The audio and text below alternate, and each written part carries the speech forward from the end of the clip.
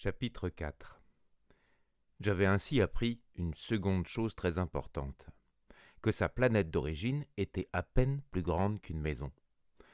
Ça ne pouvait pas m'étonner beaucoup. Je savais bien qu'en dehors des grosses planètes comme la Terre, Jupiter, Mars, Vénus, auxquelles on a donné des noms, il y en a des centaines d'autres qui sont quelquefois si petites qu'on a beaucoup de mal à les apercevoir au télescope. Quand un astronome découvre l'une d'elles, il lui donne pour nom un numéro. Il l'appelle par exemple l'astéroïde 325. J'ai de sérieuses raisons de croire que la planète d'où venait le Petit Prince est l'astéroïde B612. Cet astéroïde n'a été aperçu qu'une fois au télescope, en 1909, par un astronome turc. Il avait fait alors une grande démonstration de sa découverte à un congrès international d'astronomie. Mais personne ne l'avait cru à cause de son costume. Les grandes personnes sont comme ça. Heureusement, pour la réputation de l'astéroïde B612, un dictateur turc imposa à son peuple, sous peine de mort, de s'habiller à l'européenne. L'astronome refit sa démonstration en 1920 dans un habit très élégant. Et cette fois-ci, tout le monde fut de son avis. Si je vous ai raconté ces détails sur l'astéroïde B612, et si je vous ai confié son numéro, c'est à cause des grandes personnes. Les grandes personnes aiment les chiffres. Quand vous leur parlez d'un nouvel ami, elles ne vous questionnent jamais sur l'essentiel. Elles ne vous disent jamais quel est le son de sa voix, quels sont les jeux qu'il préfère, est-ce qu'il collectionne les papillons. Elles vous demandent quel âge a-t-il, combien a-t-il de frères, combien pèse-t-il, combien gagne son père. Alors seulement elles croient le connaître. Si vous dites aux grandes personnes « J'ai vu une belle maison en briques roses avec des géraniums aux fenêtres et des colombes sur le toit », elles ne parviennent pas à s'imaginer cette maison. Il faut leur dire « J'ai vu une maison de 100 000 francs ». Alors elles s'écrient « Oh, comme c'est joli !» Ainsi, si vous leur dites « La preuve que le petit prince a existé, c'est qu'il était ravissant, qu'il riait et qu'il voulait un mouton », quand on veut un mouton, c'est une preuve qu'on existe. Elles hausseront les épaules et vous traiteront d'enfant. Mais si vous leur dites « La planète d'où il venait est l'astéroïde B612 », alors elles seront convaincues et elles vous laisseront tranquille avec leurs questions. Elles sont comme ça. Il ne faut pas leur en vouloir. Les enfants doivent être très indulgents envers les grandes personnes. Mais bien sûr, nous qui comprenons la vie, nous nous moquons bien des numéros. J'aurais aimé commencer cette histoire à la façon des contes de fées. J'aurais aimé dire « Il était une fois un petit prince qui habitait une planète à peine plus grande que lui et qui avait besoin d'un ami. » Pour ceux qui comprennent la vie, ça aurait eu l'air beaucoup plus vrai. Car je n'aime pas qu'on lise mon livre à la légère. J'éprouve tant de chagrin à raconter ces souvenirs.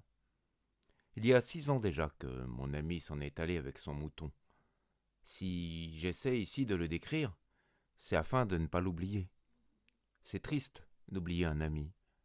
Tout le monde n'a pas eu un ami. Et je puis devenir comme les grandes personnes, qui ne s'intéressent plus qu'aux chiffres.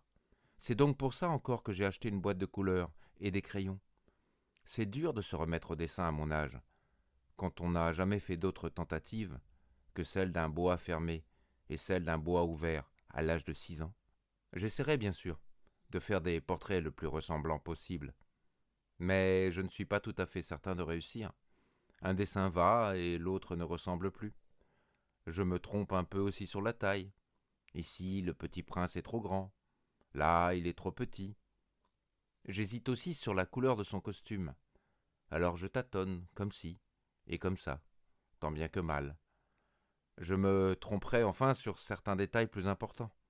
Mais ça, il faudra me le pardonner. Mon ami ne donnait jamais d'explication. Il me croyait peut-être semblable à lui. Mais moi, malheureusement, je ne sais pas voir les moutons à travers les caisses. Je suis peut-être un peu comme les grandes personnes. J'ai dû vieillir. Chapitre 5. Chaque jour, j'apprenais quelque chose sur la planète, sur le départ, sur le voyage. Ça venait tout doucement, au hasard des réflexions. C'est ainsi que le 3e jour, je connus le drame des baobabs. Cette fois-ci encore, ce fut grâce aux moutons, car brusquement le petit prince m'interrogea comme pris d'un doute grave. « C'est bien vrai, n'est-ce pas, que les moutons mangent les arbustes ?»« Oui, c'est vrai. »« Ah, je suis content. » Je ne compris pas pourquoi il était si important que les moutons mangeassent les arbustes, mais le petit prince ajouta « Par conséquent, ils mangent aussi les baobabs ?» Je fis remarquer au petit prince que les baobabs ne sont pas des arbustes, mais des arbres, grands comme des églises, et que si même il emportait avec lui tout un troupeau d'éléphants, ce troupeau ne viendrait pas à bout d'un seul baobab. L'idée du troupeau d'éléphants fit rire le petit prince. « Il faudrait les mettre les uns sur les autres. » Mais il remarqua avec sagesse. « Les baobabs, avant de grandir, ça commence par être petit. » « C'est exact. Mais pourquoi veux-tu que tes moutons mangent les petits baobabs ?» Il me répondit. « Ben voyons. » Comme s'il s'agissait là d'une évidence. Et il me fallut un grand effort d'intelligence pour comprendre à moi seul ce problème. En effet, sur la planète du Petit Prince, il y avait, comme sur toutes les planètes, de bonnes herbes et de mauvaises herbes. Par conséquent, de bonnes graines de bonnes herbes et de mauvaises graines de mauvaises herbes. Mais les graines sont invisibles. Elles dorment dans le secret de la terre, jusqu'à ce qu'il prenne fantaisie à l'une d'elles de se réveiller. Alors, elles s'étirent et poussent d'abord timidement vers le soleil, une ravissante petite brindille inoffensive.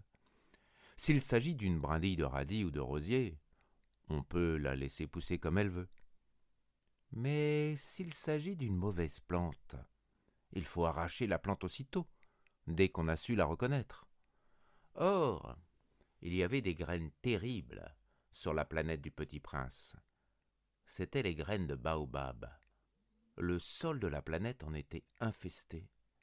Or, un baobab, si l'on s'y prend trop tard, on ne peut plus jamais s'en débarrasser. Il encombre toute la planète, il la perfore de ses racines. Et si la planète est trop petite, et si les baobabs sont trop nombreux, ils la font éclater. C'est une question de discipline, me disait plus tard le petit prince. Quand on a terminé sa toilette du matin, il faut faire soigneusement la toilette de la planète. Il faut s'astreindre régulièrement à arracher les baobabs dès qu'on les distingue d'avec les rosiers, auxquels ils ressemblent beaucoup quand ils sont très jeunes. C'est un travail très ennuyeux, mais très facile. Et un jour, il me conseilla de m'appliquer à réussir un beau dessin, pour bien faire entrer ça dans la tête des enfants de chez moi. S'ils voyagent un jour, me disait-il, ça pourra leur servir. Il est quelquefois sans inconvénient de remettre à plus tard son travail. Mais s'il s'agit des baobabs, c'est toujours une catastrophe. J'ai connu une planète habitée par un paresseux. Il avait négligé 3 arbustes. Et sur les indications du petit prince, j'ai dessiné cette planète-là. Je n'aime guère prendre le ton d'un moraliste. Mais le danger des baobabs est si peu connu, et les risques courus par celui qui s'égarerait dans un astéroïde sont si considérables, que pour une fois je fais exception à ma réserve. Je dis « Enfants, faites attention aux baobabs !» C'est pour avertir mes amis d'un danger qu'ils frôlaient depuis longtemps, comme moi-même, sans le connaître, que j'ai tant travaillé ce dessin-là. La leçon que je donnais en valait la peine. Vous vous demanderez peut-être pourquoi n'y a-t-il pas dans ce livre d'autres dessins aussi grandioses que le dessin des baobabs ? La réponse est bien simple. J'ai essayé, mais je n'ai pas pu réussir. Quand j'ai dessiné les baobabs, j'ai été animé par le sentiment de l'urgence. Chapitre 6. Ah, petit prince, j'ai compris peu à peu ainsi ta petite vie mélancolique. Tu n'avais eu longtemps pour distraction que la douceur des couchers de soleil. J'ai appris ce détail nouveau le 4e jour au matin, quand tu m'as dit « J'aime bien les couchers de soleil. Allons voir ?» un coucher de soleil. Mais il faut attendre. Attendre quoi? Attendre que le soleil se couche. Tu as eu l'air très surpris d'abord. Et puis tu as ri de toi-même. Et tu m'as dit, Je me crois toujours chez moi. en effet, quand il est midi aux États-Unis, le soleil, tout le monde le sait, se couche sur la France. Il suffirait de pouvoir aller en France en 1 minute pour assister au coucher de soleil. Malheureusement, la France est bien trop éloignée. Mais sur ta si petite planète, il te suffisait de tirer ta chaise de quelques pas, et tu regardais le crépuscule chaque fois que tu le désirais. Un jour, un jour, j'ai vu le soleil se coucher 44 fois. Et un peu plus tard, tu ajoutais, Tu sais, quand on est tellement triste, on aime les couchers de soleil. le jour des 44 fois, tu étais donc tellement triste? Mais le petit prince ne répondit pas.